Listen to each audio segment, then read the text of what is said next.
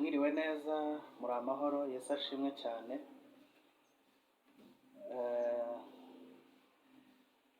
Abantu bari hirya no hino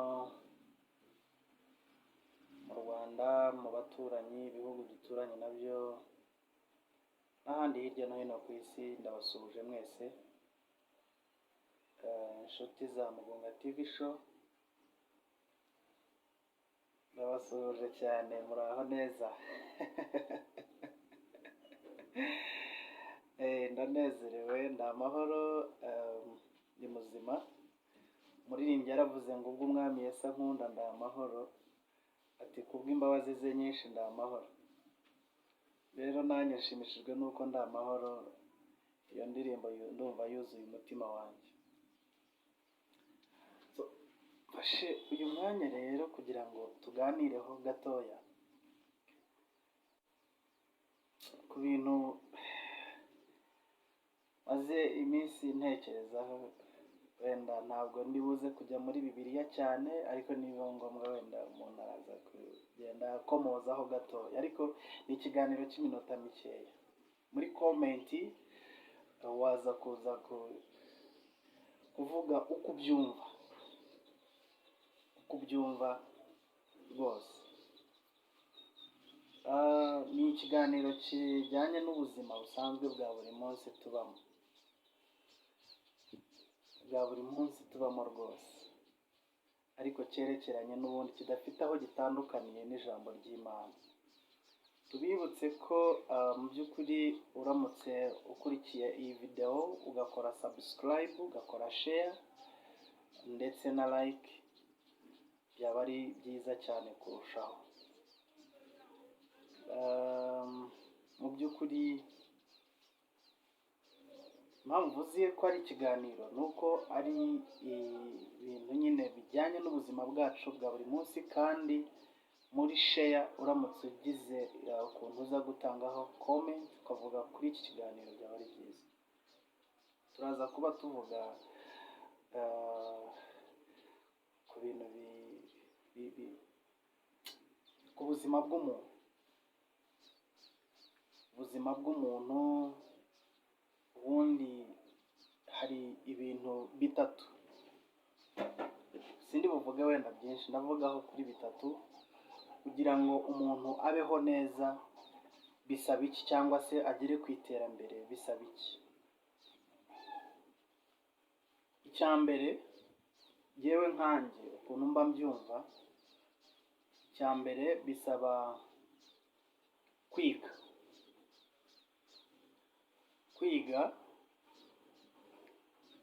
Iyo ugiye kwiga uba ushaka kumenya, uba ushaka ubumenyi. Ikintu rero gituma ufata umwanzuro wo kujya kwiga ni uko uba ufite ubwenge bwo nibwo buguha kumenya ko hari icyo ukeneye. Icyo rero cyo ukeneye ni ubumenyi. Ubwo bumenyi kugira ngo ubuhabwe rero ni uko uri bufate gahunda yo kwiga, ukajya kwiga. Iyo ugiye kwiga rero uba ushaka kumenya. Umuntu ushaka kumenya rero aba ari umunyabwenge. Kugira ngo umenye rero bigusaba kumva. Wamara kumva ukumvira. Iyo wumviye icyo wumvise, birashoboka ko wumvise icyiza cyangwa se wumvise ikibi. Ikibi kikujyana nyine mu nzira mbi, icyiza kikujyana mu nzira nziza zikiza ubuzima bwawe.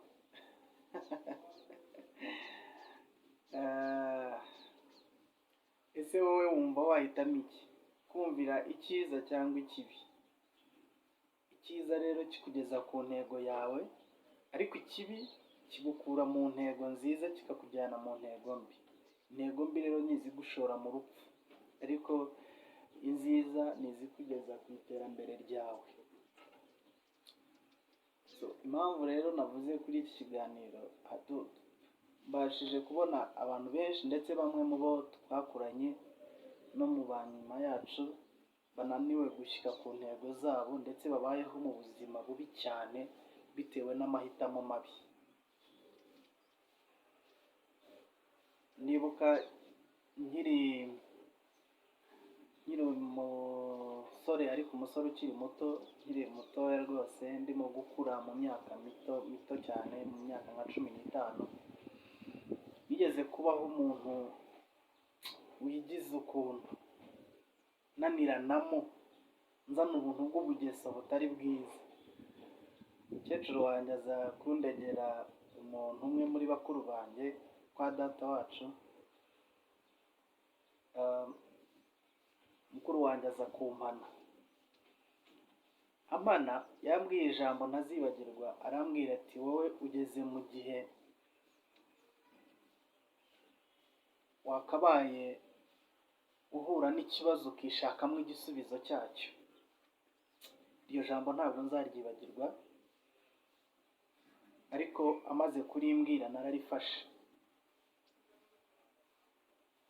Mu by'ukuri iryo jambo ndarifata, mu magambo yose yambwiye nafashe iryo jambo, ntabwo nzaryibagirwa aho ari. Imana imuhe umugisha, kuko mu magambo ambeshejeho naryo riri mu magambo ambeshejeho.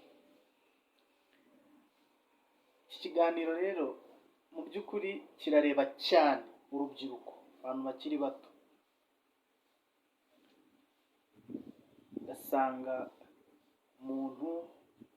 umwana ukiri muto, ubusanzwe umuntu aravuka, iyo avutse ararerwa, ashobora kurerwa n'ababyeyi be cyangwa akarerwa n'abandi babyeyi ku ruhande, ariko icyangombwa ni umuntu uko akuze. Mu by'ukuri uko wakura kose udafite imyumvire mizima, wakura urerwa n'ababyeyi bawe, wakura urerwa n'abandi babyeyi ku ruhande, imibereho myiza yawe iri mu biganza byawe. Kubaho neza kwawe biri mu biganza byawe, kuko umubyeyi ashobora kukurera nabi cyangwa neza, ariko uko akureze kose kugira ngo imibereho yawe ihinduke bizava mu biganza byawe. Ashobora no kukurera afite ubushobozi, akaba yaguha n'ayo mafaranga yo kugira ngo ubeho neza, ariko ayo mafaranga waba udafite ubwenge, ayo mafaranga akagupfira ubusa.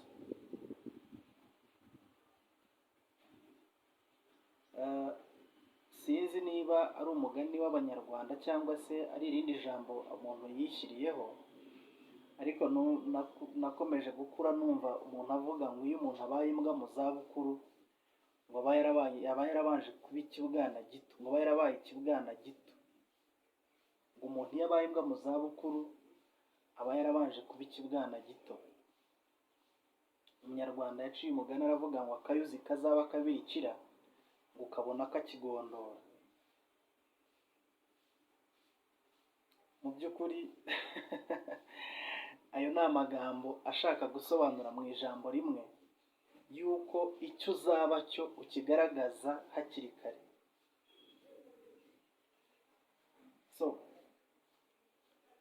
Iyo unaniranye ukiri muto, no mu mibereho yawe kubaho neza birakugora, ariko iyo ubaye umwana muzima ukiri muto, kubaho neza kwawe ntabwo bikugora, birakorohera. Ku muntu rero wakuze neza, byanze bikunze kubaho neza kwe biba biri hafi y'ibiganza bye, biba biri hafi y'umutima we.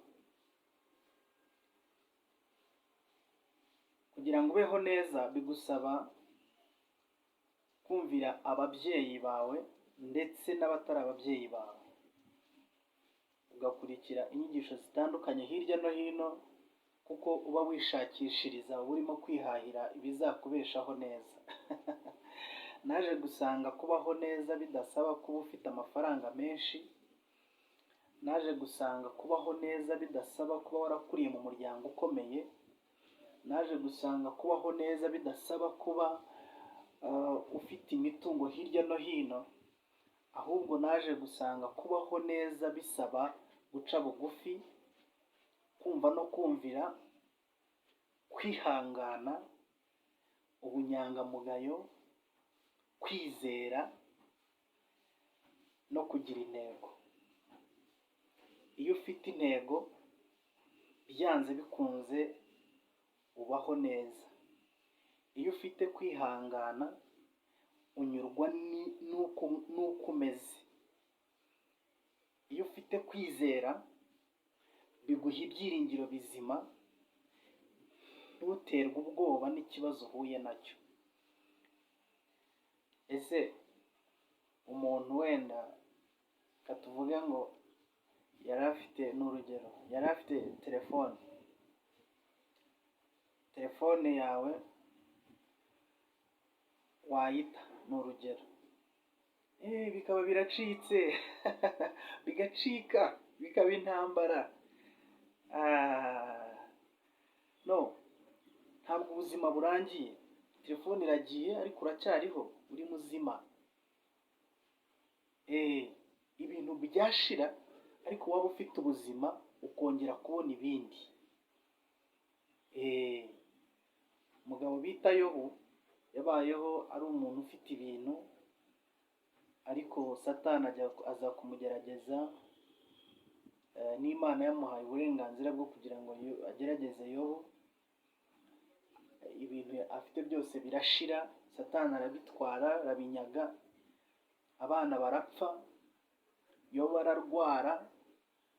Ariko nkunda ijambo Yobu yavuze, mu kwihangana kwe no mu gukiranuka kwe no mu kwizera kwe, aravuga ngo navuye mu nda ya mama ntacyo nambaye, nambaye ubusa, ngo nzasubira mu nda y'isi ntacyo nambaye. Avuga ijambo rikomeye, aravuga ati gukiranuka kwanjye ndagukomeje. Bavandimwe, inshuti zanjye, bakuru banjye, barumuna banjye, ababyeyi banjye bambyara mu mwuka no mu mubiri, jyewe nkanjye numva ko kwihesha agaciro ari ikintu cy'ingenzi mu buzima bwanjye. Kwihesha agaciro ni ikintu cy'ingenzi mu buzima bwanjye. Guharanira kuba inyangamugayo, guharanira kwihangana mu buzima ngezemo, nkabaho neza mu buzima bubi nishimye, nkanabaho nishimye mu buzima bwiza. Byose biba bishoboka. Ibyishimo byawe ni wowe ubifite, ni nawe ubigendana. Nta muntu uba ugomba kukubuza ibyishimo byawe ngo abiguteshe.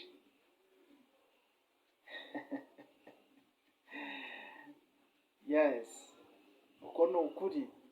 Nta muntu uba ugomba kugutesha ibyishimo byawe. Ikindi, mu buzima bwawe ukirinda guhubuka. Umunyarwanda nigeze kumva umuntu aca umugani, aravuga ngo uhubuka wihuse, ukababara witonze. Iyo ni imigani duhura nayo mu buzima bwa buri munsi, ariko idufasha kubaho, ndetse inadufasha ikatuyobora mu nzira ducamo buri munsi no mu byo duhura nabyo. Ukirinda guhubuka, ugakora ikintu wabanje gutekerezaho. Ukirinda gupfa kuvuga ikintu utabanje kucyitondera. Umunyarwanda yaciye umugani aravuga ngo umanika agati wicaye, ngo wajya kukamanura ugahaguruka. Hari ijambo uvuga utabanje kuritekerezaho, ejo rikakugora. So rero muri iki kiganiro, uriya Umunyarwanda yaravuze ngo habwirwa benshi hakumva bene yo. Ubu ngubu umuhanga, kuva aho twatangiriye kugera aho tugeze, ufite icyo wakuyemo. Iyo tugiye muri Bibiliya yo iravuga ngo ufite ugutwi niyumve iby'umwuka abwira itorero. Twige guca bugufi, bizadufasha kunyura mu nzira zose tuzanyuramo, yaba mu kazi, yaba no mu buzima bwa buri munsi. Twige kwihangana, nabyo bizadufasha. Twizere, bizaduha ibyiringiro bizira.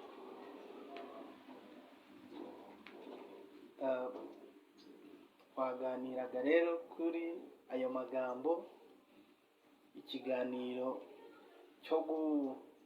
cyo guhindura ubuzima bwacu, amagambo y'ubwenge yahindura ubuzima bwacu tunyuramo bwa buri munsi. Ndabakunda, mukore subscribe, share, like, bizarushaho kutubera byiza. Murakoze, mugire ibihe byiza n'icyumweru cyiza, ndabakunda cyane.